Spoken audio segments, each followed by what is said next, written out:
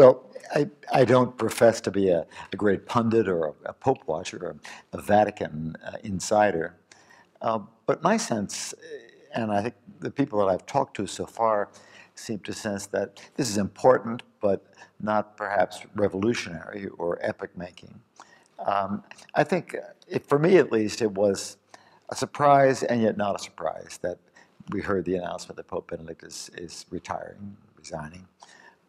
Simply, first of all, because people are living longer these days, because with modern medicine and modern understandings of long-term diseases, I think we have to expect that we will have many people who very gradually grow weaker in old age, but who are still mentally and in some ways physically competent.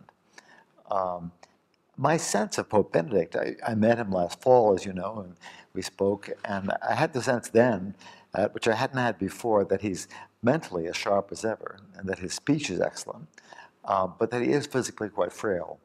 He's a bit stooped, he walks slowly, he uses a cane when he walks, and I imagine he has to deal with fatigue and with other, growing ailments of age. So that coping with the pressures of being Pope would certainly be more and more difficult for him.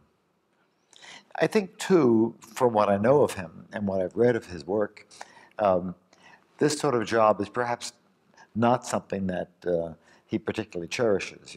Pope Benedict is a great theologian. I really believe that. He is an outstanding thinker. He's an intellectual. He writes beautifully. And I think he really flourishes when he is formulating the Christian tradition and trying to present it to people in a persuasive way. I suspect that his ideal job would be to be a professor of theology, which he was for many years.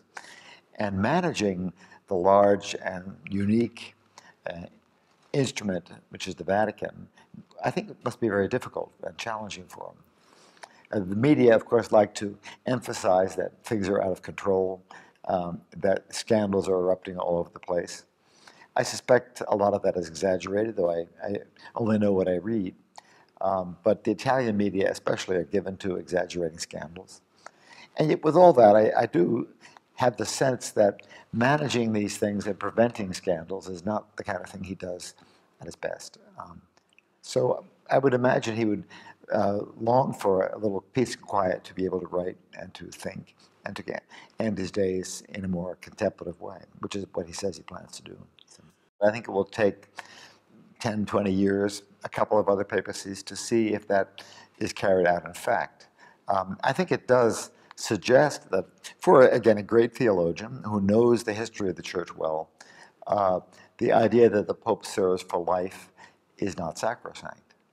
I think for Pope John Paul, his predecessor, it was something that he felt he should not do. And he was much sicker physically than Pope Benedict seems to be right now. But Pope John Paul felt that his duty was to kind of stay with the ship and to go down with it or to go down himself in the process. I don't think Benedict seems to be looking at it the same way, and I think that does suggest a maybe different attitude towards the duties, the obligations of a pope, which may have a long-term effect on the way others see it.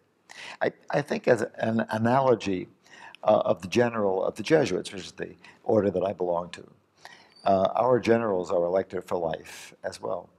And until our past general, or really one before him, nobody had resigned in the course of office. But our last general, Father Kolvenbach, turned 80, still appeared to be in good health, was obviously finding age a strain, and got permission from Pope Benedict to step down and to elect a new general. His predecessor, Father Rupe, had a stroke a few years before he died, and simply could not continue, and so he was allowed to step down as well. But I think that set a precedent for at least one major religious order in looking on these jobs that don't have a term as such, as still being something that it may be in the best interests of the group to lay aside.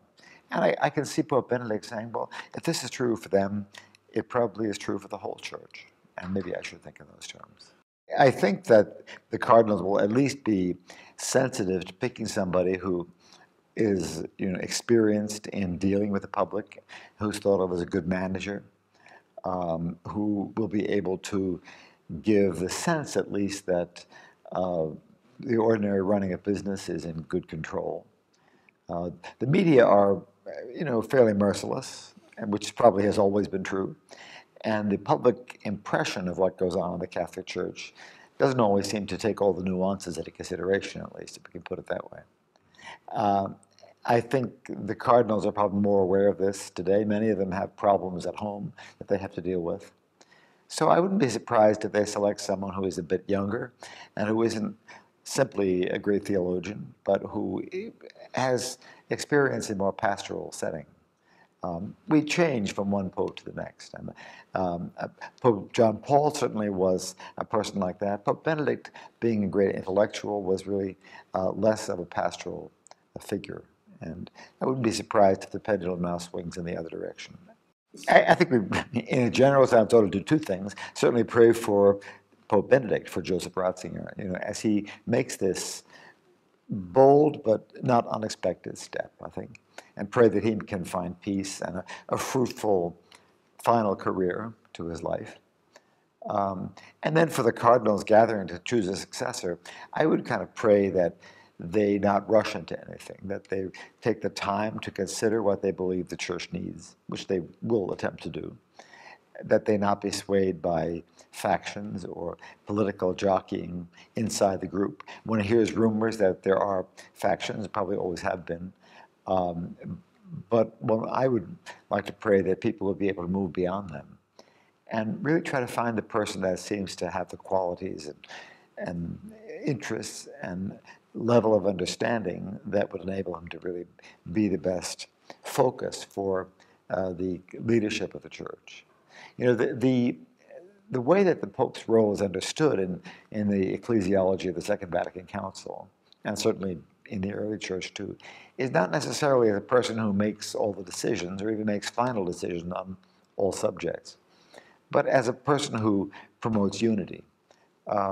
Pope John Paul wrote a famous encyclical, Orunum Sent, about ecumenical dialogue. And he described his own office as being primarily that of being the minister of unity in the whole communion of Christians, of drawing people together. And I would hope that we get back to that they try to find a person who can get people to listen to each other and to the Gospels and to the long theological tradition of the Church, listen to the Spirit, and promote the unity of Christians.